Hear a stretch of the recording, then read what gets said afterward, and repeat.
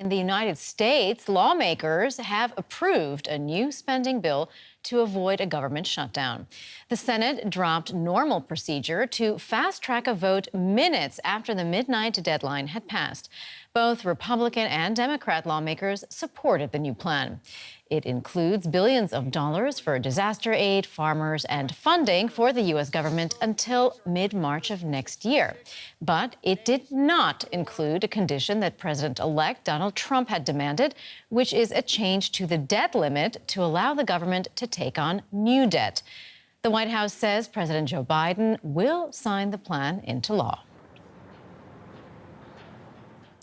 We can now speak to Ethan Bearman. He is an attorney and adjunct professor at Loyola Law School in Los Angeles. Welcome to DW. So just how difficult was it for Democrats and Republicans to finally find a compromise and pass the budget? This was an unnecessary Herculean task to get people to actually keep our government functioning here in the United States.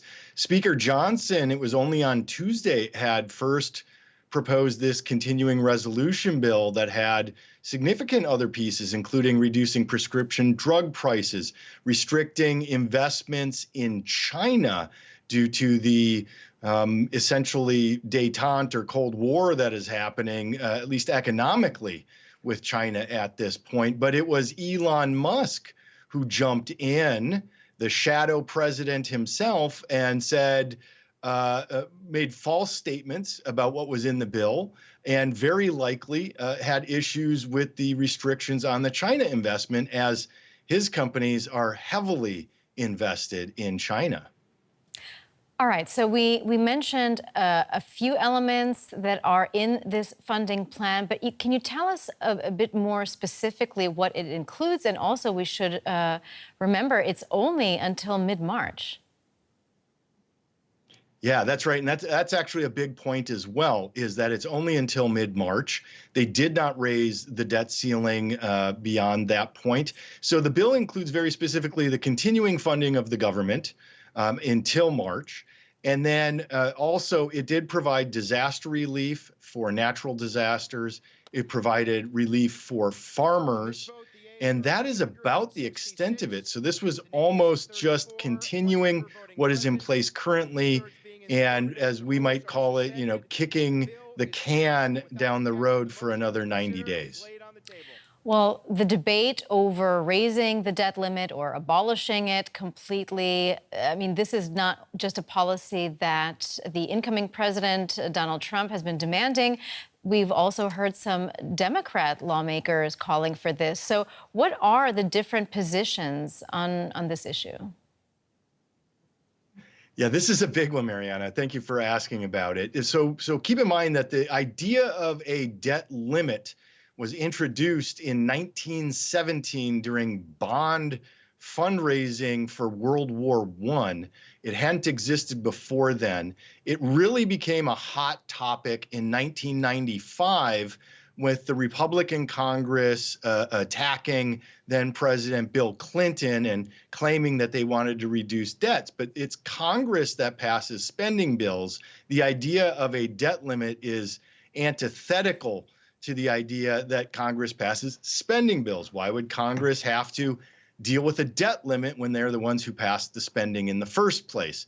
But the positions are all across the board. The Democrats have numerous times in recent years tried to get rid of the debt limit, period, the debt ceiling. And then surprisingly, it was Donald Trump out of the blue. It was approximately 24 hours ago from when we're talking right now, who said, let's just get rid of it entirely, which what's called the Freedom Caucus is what they label themselves, this kind of fiscally hyper-conservative, hyper-small government wing of the Republican Party of approximately 35 Republicans. They're against raising the debt ceiling, eliminating the debt ceiling, and they're the ones who voted no again, even tonight. So if Donald Trump did not get what he wanted in this bill, can this be perceived as a blow to him? Yeah, I think this is a significant note to take is it was Donald Trump who said, you're going to pass a bill that gets rid of the debt ceiling, and they didn't. The Republicans absolutely did not follow through on that. They're not apparently going to do everything he says. And what people need to realize is when Donald Trump takes the presidency for the second time on January 20th, on day one, he is something that is called a lame duck president, meaning he can't run for office again. He's not going to run for president again. So what you're going to find is there are Republicans who are going to begin jockeying for the position to run for president in 2028. And we have the midterms coming up in 2026. They're going to be looking out for themselves more than they're going to be looking out for Donald Trump. That was Ethan Bearman, adjunct professor at Loyola Law School from Los Angeles. Thanks so much for your insights.